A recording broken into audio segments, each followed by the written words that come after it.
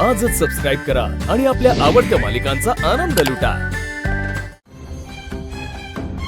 कसं आहे इन्स्पेक्टर साहेब, आता काही स्टेटमेंट देण्याची आमच्या जावई बापूंची परिस्थितीच नाही आणि इतर लोक तुम्हाला काय सांगतील अशी त्यांची मनस्थिती नाही। तेव्हा इतक्यात काय कोणाची चौकशी करू नका बा।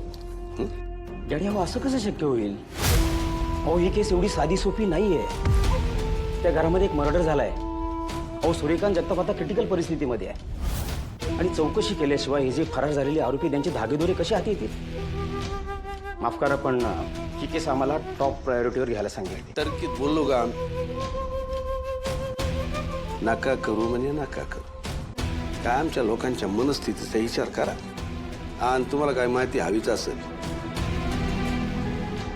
सूर्याच्या आईला ताब्यात घ्या, चांगली 3rd डिग्री ट्रीटमेंट द्या, तिला सगळं माहीत असणार। जा, तिच्याकडे काय मिळते का बघा। ठीक।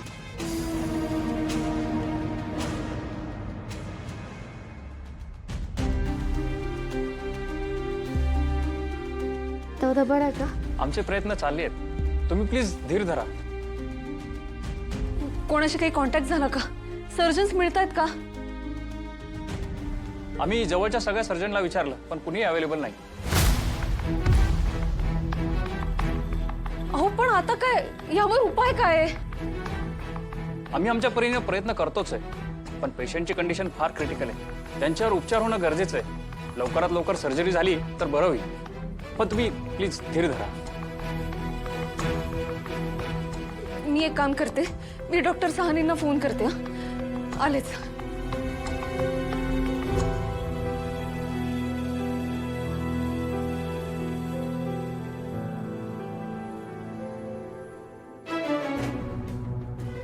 राजू, हे असं रडत बसण्यापेक्षा ना आपण डॉक्टर शोधण्यासाठी वहिनीची काय मदत करू शकतो हे तिला जाऊन विचारलं पाहिजे। तू चल माझ्या बरोबर।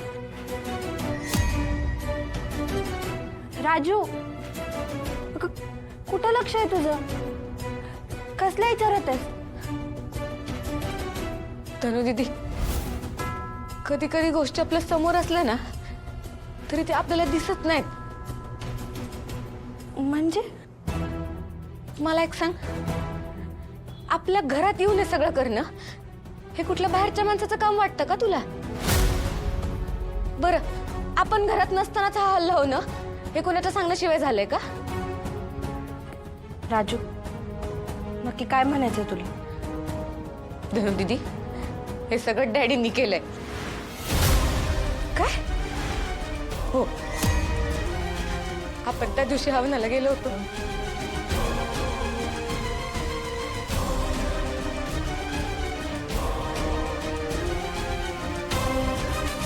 तुम्हाला वाटतंय तसं आम्ही काहीच होऊ देणार नाही। हा, पण एक गोष्ट लक्षात ठेवायची, यातलं कोणालाच काही सांगायचं नाही, आमच्यावर विश्वास ठेवायचा। धनु दीदी, मी जे ऐकलं आणि जे बघितलं ना त्यावरनं मला असंच वाटतंय की डॅडींनीच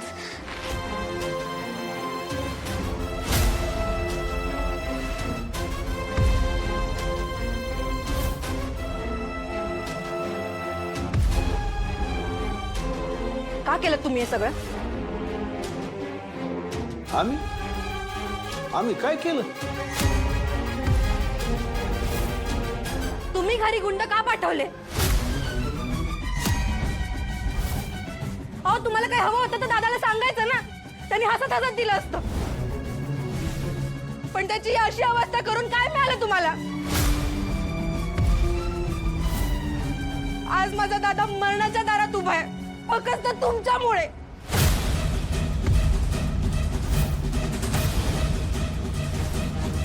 काय अवस्था करून ठेवली आहे त्याची? साधा डॉक्टर बी मिळणार झालाय त्याच्या उपचारासाठी। आजवर दादानी काय नाही केलं हो तुमच्यासाठी, आणि त्या सगळ्याचं हे फळ दिलं तुम्ही त्याला। हक्क आहे ना, विश्वास आहे ना, तुमच्याकडे मदत मागण्यासाठी आली होती। तुम्हाला कोणाला पकडायचंच होतं तर तुम्ही पोलीस पाठवायचे ना, गुंड का पाठवले?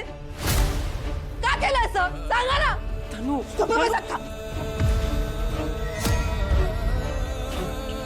आज दादाची जी काय अवस्था झाली आहे ना ती फक्त यांच्यामुळे झाली, यांच्यामुळे.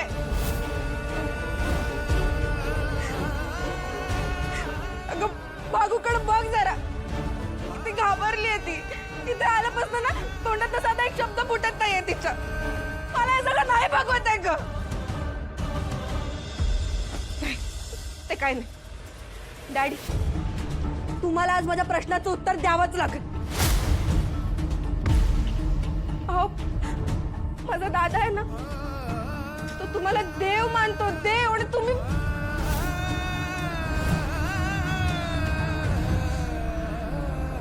आज जर माझ्या दादाच्या जीवाचं काही बरं वाईट झालं ना हो, तर मी उभ्या आयुष्यात तुम्हाला कधीच माफ करणार नाही, सांगून ठेवते.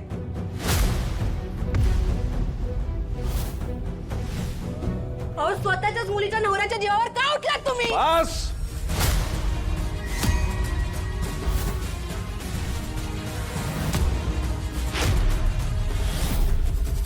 बस. काय चाललंय?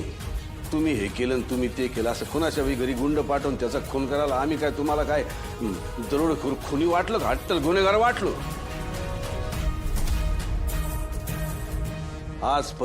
आजपर्यंत काय तात्या, आजपर्यंत या घरच्या फक्त भल्याचा विचार केलाय आम्ही, आणि त्याची परतफेड अशी करताय तुम्ही काय?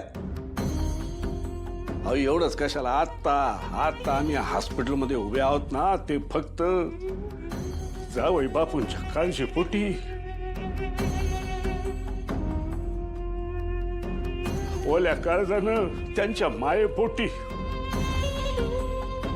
डॅडी, धनुला ना दादामुळे काय बी सुचना झाले.